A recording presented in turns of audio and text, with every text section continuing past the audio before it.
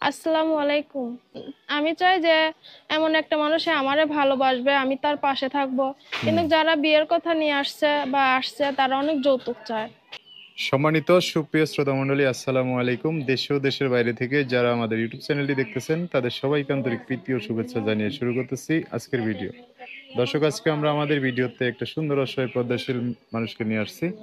তার জীবনে কিছু কথা আপনাদের মাঝে তুলে ধরবো। দর্শক, ভিডিওটা না টেনে সম্পূর্ণ দেখলো না, ফোন নাম্বারটি ভিডিওতে পাবেন। আসসালামু আলাইকুম। ওয়ালাইকুম আসসালাম। কেমন আছেন? এই তো আছি কোনো মতো। ভালো আছেন না মোটামুটি? হ্যাঁ। নাম কি আপনার? নাম সাদিয়া। সাদিয়া। হুম। কে কে আছে পরিবারে? পরিবারে কে আছে, থাকি খালার কাছে, সৎ মায়ের সংসার। খালার কাছে থাকেন, হ্যাঁ। সংসারে সৎমা। হ্যাঁ। বাবা আছে? বাবা আছে। আপনার ভাই বোন কজন? ভাই বোন, দুই ভাই বোন ছিলাম। আপনারা দুই ভাই বোন ছিলেন। হ্যাঁ। আপনি কি বড় নাকি ভাইটা বড়? আমি বড়, ভাই ছোট, 10 বছর। 10 বছর। ভাই কই থাকে? ভাই থাকে আমার কাছেই থাকে। হ্যাঁ, আমার কাছেই থাকে। মানে খালা ভাই আর আপনি খালার কাছে খালার থাকেন? কাছে থাকে। খালা ছেলে মেয়ে নাই? আমার তো বিয়ে হয় না, ছেলে মেয়ে কোথায় পাবো? খালার আপনার খালার ছেলে ও, মেয়ে আছে? খালার ছেলে মেয়ে আছে তো। আছে না? হ্যাঁ। তো পড়াশোনা করছেন? পড়াশোনা করছিলাম 7-8 পর্যন্ত। 7 পর্যন্ত। হুম। এখন কি করেন? এখন কি করি, টেলার্সের কাজ করে। মানে আরেকজনের বাসায় যেয়ে অন্য টেলার্সের কাজ বাসায় করে। যায় অন্য জনের মেশিনে টেলার্স হ্যাঁ, কাজ হ্যাঁ। করে? আচ্ছা। পড়াশোনা বেশি করেন নাই না? না, কিভাবে করব, 6 কারণ 7 পর্যন্ত আর কি পড়ছে? হ্যাঁ, সৎ মার সংসার, বাবা মা নাই। হুম। তার মধ্যে থাকি খালার কাছে। আর হুম। নিজের বাবা মা না থাকলে তো এমনি জীবনটা অনেক অন্ধকার। ওটাই। আচ্ছা, এখন এই যে প্রতিবেদনে আসছেন কি জন্য? প্রতিবেদনে আসছি, যদি একটা জীবন সঙ্গী পাই, অন্ধকার জীবনটা একটু আলোর মুখ দেখতে চাই। হুম। কারণ এই- অন্ধকারটা একটু চাই, অন্ধকার থেকে বেরিয়ে আসতে, জীবনটা একটু ভালো, কারণ ছোটবেলা থেকেই তো কষ্টে কষ্টে মানুষ হয়েছি। হুম। এখন চাই একটু ভালো থাকতে।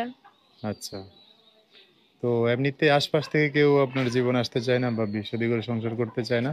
জীবনে সংসার আসতে কেউ ভাইয়া, তারা অনেক যৌতুক চায়।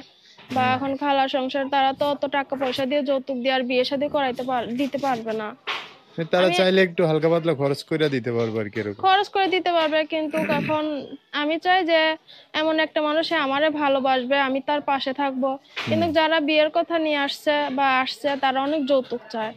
আচ্ছা আচ্ছা, মানে আপনি চাইতেছেন যে মানে যৌতুকবিহীন যে আপনাকে পছন্দ করে ভালোবেসে বিয়ে করবে এরকম একটা হ্যাঁ, মানুষ, তাই হ্যাঁ, না? হ্যাঁ। আচ্ছা আচ্ছা, তো যোগাযোগ করবে কিভাবে? নাম্বার আছে একটা, মোবাইল, ওই মোবাইল। নাম্বারটা বলতে পারবেন? না, মুখস্থ নাই তো। আচ্ছা, তো আমি বলে দেব, আমি বলে দেব।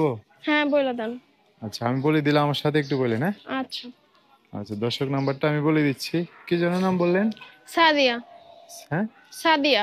সাদিয়া। দর্শক, সাদিয়া নাম্বারটা আমি বলে দিচ্ছি, উনি অবশ্য বলবে আমার সাথে। নাম্বার হচ্ছে 018 018 777 777 68 68 957। 957। দর্শক, নাম্বারটা আমি আরেকবার বলে দিচ্ছি, 018 777 68 957। এটাই হচ্ছে সাদিয়ার নাম্বার। নাম্বারটা আমি সুন্দর করে স্ক্রিনও লিখে দেবো, ভাই, একটা বিস্তারিত কথা বলবো, যে বলেন। যে আমার জীবনে আসবেন, সে হুম। যদি আমার পাশে থাকতে পারেন হুম। তাহলে আসবেন, শুধু অযথা ফোন দিয়ে বিরক্ত করবেন না।